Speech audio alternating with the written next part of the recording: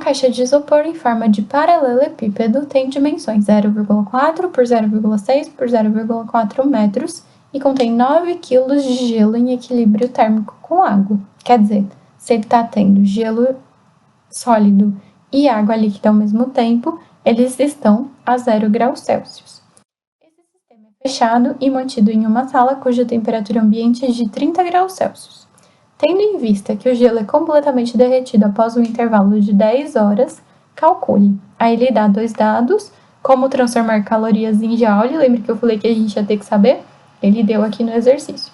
E ele também informou a gente que cada 1 grama de gelo a 0 graus Celsius, para se fundir em água, ou seja, para derreter, absorve 80 calorias. Se 1 grama absorve 80 calorias, os nossos 9 quilos absorverão quantas calorias? Então, o que a gente tem que fazer? Transformar os 9 quilos para grama. Lembra que quilo significa sempre 10 a 3? Significa sempre 1000? Então, 1 grama vai precisar de 80 calorias. 9.000 gramas, que é o que a gente tinha dentro da caixa, vai precisar de X calorias. Multiplicamos em X, 1 vezes X, X, e 9.000 vezes 80, a gente vai fazer a conta. 9 vezes 8 é 72, com 4 zeros. Então, deu 720 mil calorias. Isso é a quantidade de calor que ele precisa. Então, a gente vai chamar isso de quê? Calor, ok? Ele quer saber o fluxo. Então, ele quer saber o φ. E o φ é a quantidade de calor dividido pelo intervalo de tempo. O tempo, ele falou que eram 10 horas. Só que 10 horas não está no sistema internacional. 10 horas a gente tem que transformar em segundos. E quantos segundos tem cada hora? Lembra? Cada hora tem 60 minutos e cada minuto tem 60 segundos. Então, cada hora tem 60 vezes 60, que são 3.600 segundos. Mas eu tenho 10 horas, então eu tenho que multiplicar por 10. Isso vai dar 36 mil segundos. E eu vou substituir aqui. Então, vai ficar 720 mil dividido por 36 mil. 3 zeros em cima, 3 zeros embaixo, podemos cortar. 720 dividido por 36 dá exatamente 20. Só que isso está em calorias por segundo. Mas eu sei que calorias, cada caloria são 4 joule. Então, se eu tenho 20 calorias, eu vou ter que multiplicar por 4, vai dar 80 joule por segundo.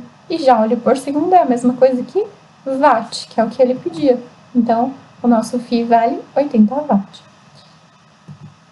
E vamos para a letra B. A espessura das paredes, tá escrito errado aqui, tá, gente? Corrijam aí na apostila de vocês, era para ser parede. Da caixa de isopor, é o que ele quer que a gente calcule. Utilize o coeficiente de transmissão de calor do isopor. O que é esse 4 vezes 10 elevado a menos 2 watt por metro vezes graus Celsius? É o K, da formulinha do Fourier. Então, a gente já sabe que vai precisar dela. Mas a gente também vai precisar da área. E vamos começar por essa parte que acho que é uma das mais chatinhas. Então, o que a gente tem? Uma caixa.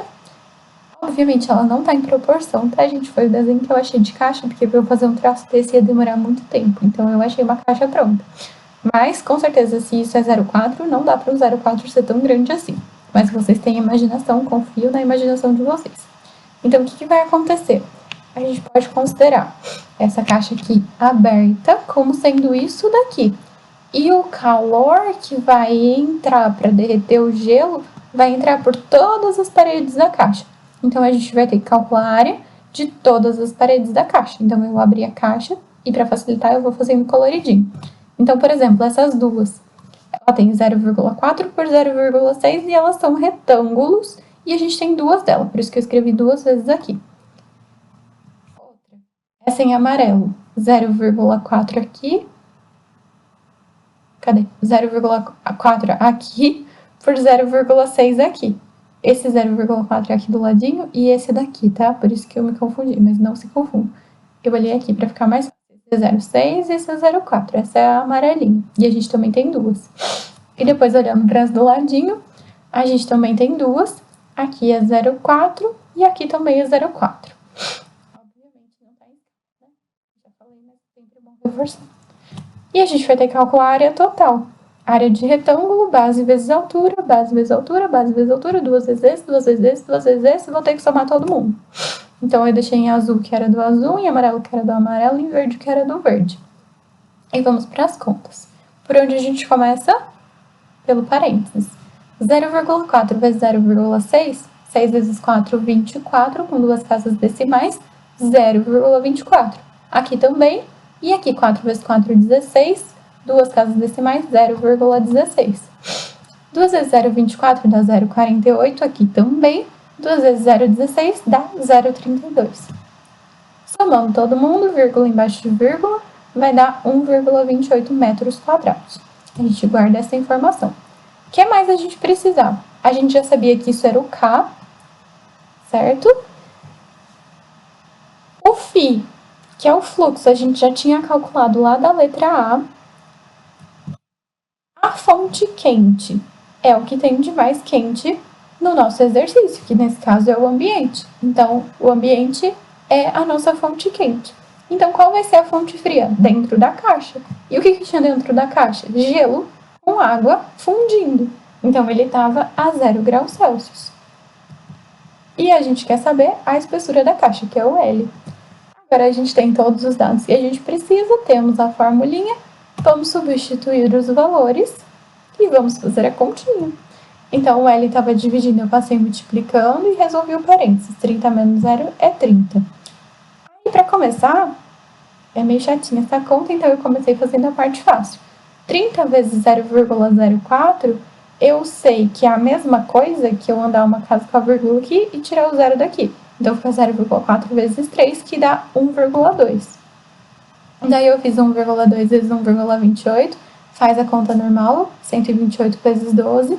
No final, acrescenta 3 casas decimais. Isso vai dar 1,536. O 80 está multiplicando, passa dividindo. Como eu divido o número com vírgula por número sem vírgula, igualando as casas decimais, tinha 3 lá em cima, então eu tenho que pôr 3 aqui embaixo. Corta, vírgula, e aí faz a divisão. Isso vai dar exatamente 0,0192. E qual que é a unidade de medida disso?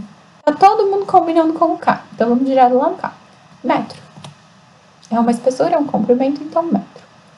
Se a gente transformar para centímetro, para ficar uma coisa mais razoável, para uma espessura de isopor, de metro para centímetro, multiplica por 100. Então, a vírgula viria aqui na frente, ia dar 1,92.